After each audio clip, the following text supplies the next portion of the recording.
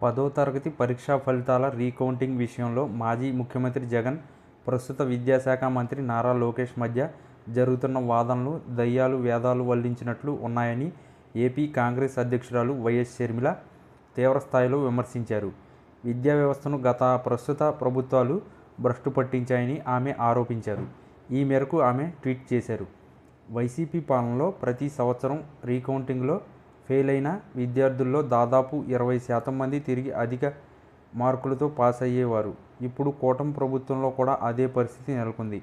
Recounting కోసం దరఖాస్తు చేసుకున్న 30,000 మంది విద్యార్థుల్లో ఏకంగా 11,000 మంది ఫస్ట్ క్లాస్ మార్కులు రావడం ఆశ్చర్యం కలిగిస్తుంది.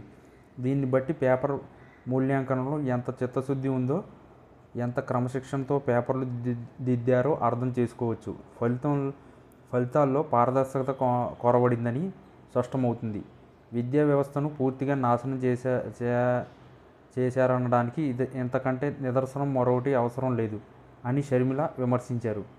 గత 10 ఏళ్లుగా రాష్ట్రంలో విద్యార్థులు కాదు ప్రభుత్వాలే ఫెయిల్ అవుతున్నాయని షర్మిల దుయ్యబట్టారు. వాస్తవానికి ఫెయిల్ అయ్యింది విద్యార్థులు కాదు, పేపర్లు సరిగ్గా దిద్దలేని వైసీపీ కూటమి ప్రభుత్వాలే. రాష్ట్రంలో గత 10 ఏళ్లుగా ఫెయిల్ అవుతున్నాయి.